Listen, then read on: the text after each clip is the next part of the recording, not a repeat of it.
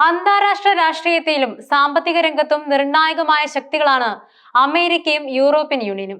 ദശാബ്ദങ്ങളായി നിലനിന്നിരുന്ന അവരുടെ അടുത്ത ബന്ധങ്ങൾക്ക് അടുത്തിടെയായി കാര്യമായ ഉലച്ചിൽ സംഭവിച്ചുകൊണ്ടിരിക്കുകയാണ്. European commission president Ursula von der Leyen അടുത്തിടെ നടത്തിയ പ്രസ്താവന ഈ മാറ്റങ്ങളുടെ ഒരു സൂചനയാണ്. അമേരിക്കയുമായുള്ള ബന്ധം ഒരിക്കലും പഴയതുപോലെയാകില്ലെന്ന് ഞങ്ങൾക്കറിയാം. ഈ പ്രസ്താവനയ്ക്ക് പിന്നിൽ യൂറോപ്യൻ ഉൽപ്പന്നങ്ങൾക്ക് അമേരിക്ക ഏർപ്പെടുത്തിയ തീരുവകളും പ്രതിരോധ രംഗത്തെ ഭിന്നതകളും മാറിക്കൊണ്ടിരിക്കുന്ന ആഗോള രാഷ്ട്രീയ സാഹചര്യങ്ങളുമുണ്ട്. അമേരിക്കൻ പ്രസിഡന്റ് ഡൊണാൾഡ് ട്രംപിന്റെ ഭരണകാലത്താണ് ഈ വ്യാപാര സംഘർഷങ്ങൾ ആരംഭിക്കുന്നത്. 2024 ഫെബ്രുവരിയിൽ യൂറോപ്യൻ ഇറക്കുമതികൾക്ക് 20% തീരുവ ഏർപ്പെടുത്തിക്കൊണ്ട് ട്രംപ് യൂറോപ്യൻ യൂണിയനെ ഞെട്ടിച്ചു. അമേരിക്കയുടെ വ്യാപാര കമ്മി കുറയ്ക്കുകയും ആഭ്യന്തര ഉൽപാദനം വർദ്ധിപ്പിക്കുകയുമാണ് തന്റെ ലക്ഷ്യമെന്ന് ട്രംപ് വാദിച്ചു. യൂറോപ്യൻ യൂണിയൻ ഈ നടപടിയെ ശക്തമായി എതിർക്കുകയും സമാനമായ വ്യാപാര പിഴകൾ ചുമത്തിക്കൊണ്ട് പ്രതികരിക്കുകയും ചെയ്തു. ഈ തീരുവ യുദ്ധം ആഗോള വ്യാപാര രംഗത്ത് വലിയ ആശങ്കകൾക്ക് വഴിയൊരുക്കി. തുടർന്ന് ട്രംപ് തീരുവ 10% കുറയ്ക്കുകയും ചർച്ചകൾക്ക് സന്നദ്ധത പ്രകടിപ്പിക്കുകയും ചെയ്തത് ഒരു താൽക്കാലിക ആശ്വാസമായി. നിലവിൽ ഈ താൽക്കാലിക വെടിനിർത്തൽ 2024 ഓഗസ്റ്റ് ആദ്യവാരം വരെ നീട്ടിയിട്ടുമുണ്ട്. യൂറോപ്യൻ യൂണിയനെ സംബന്ധിച്ചിടത്തോളം ഈ തീരുവകൾ ഇരുപക്ഷത്തിനും നഷ്ടമാണ്. താരിഫുകൾ എല്ലാവർക്കും നഷ്ടമാണെന്ന് ഞങ്ങൾ വിശ്വസിക്കുന്നു, പക്ഷെ ഞങ്ങളും നിഷ്കളങ്കരല്ല. വോൺ ഡെർ ലെയ്ൻ പറഞ്ഞത് അങ്ങനെയായിരുന്നു.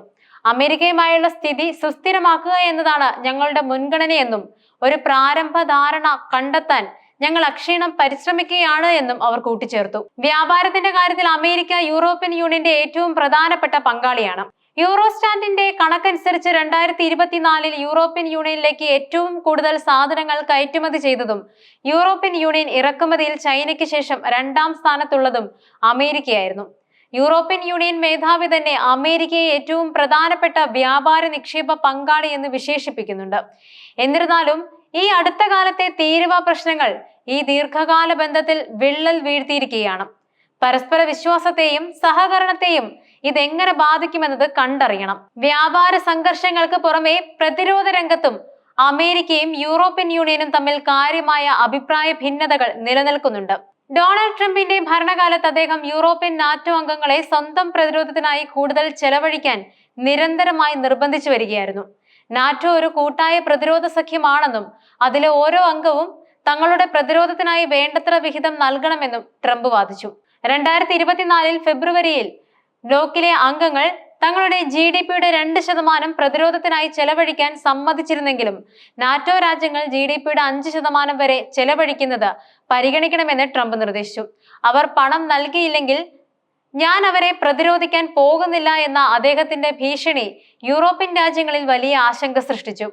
NATO secretary general mark Rutte പോലും യൂറോപ്യൻ അംഗരാജ്യങ്ങൾ സൈനിക ചെലവുകൾ വർദ്ധിപ്പിക്കണമെന്ന് ട്രംപ് ആവശ്യപ്പെട്ടത് ശരിയാണെന്ന് പറയുകയുണ്ടായി. തുടർന്ന് 2024 ജൂണിൽ ഈ കൂട്ടായ്മ 5% കുറഞ്ഞ നിരക്കിൽ ഒപ്പുവെച്ചു. യുക്രൈൻ സംഘർഷത്തിന്റെ പശ്ചാത്തലത്തിൽ റഷ്യയെ പിന്തിരിപ്പിക്കുക എന്നതാണ് ഈ ചെലവ് വർധനത്തിന്റെ ലക്ഷ്യമെന്നും നാറ്റോ നേതാക്കൾ തറപ്പിച്ച് പറയുന്നുണ്ട്.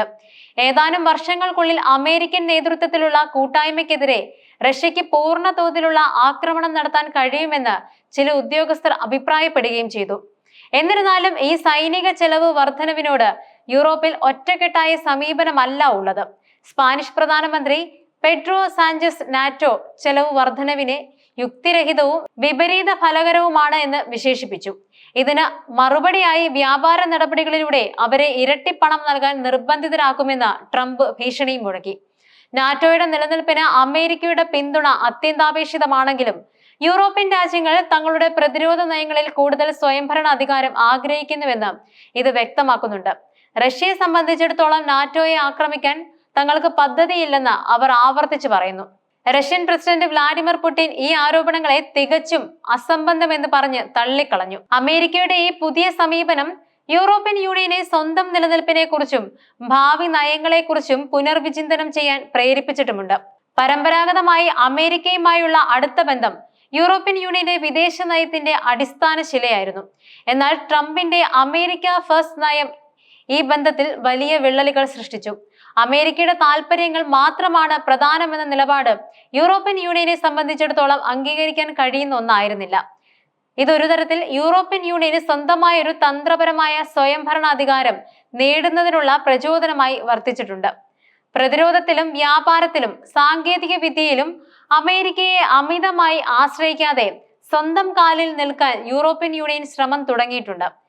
ഇത് അമേരിക്കയുമായുള്ള ബന്ധത്തിൽ കൂടുതൽ സന്തുലിതാവസ്ഥ കൊണ്ടുവരാൻ സഹായിച്ചേക്കാം. ഭാവിയിൽ യൂറോപ്യൻ യൂണിയൻ ഒരു ആഗോള ശക്തിയായി കൂടുതൽ ശക്തമായി ഉയർന്നു വരാനും അമേരിക്കയുമായി ഒരു തുല്യ പങ്കാളി എന്ന നിലയിൽ ഇടപെടാനും സാധ്യതയുണ്ട്.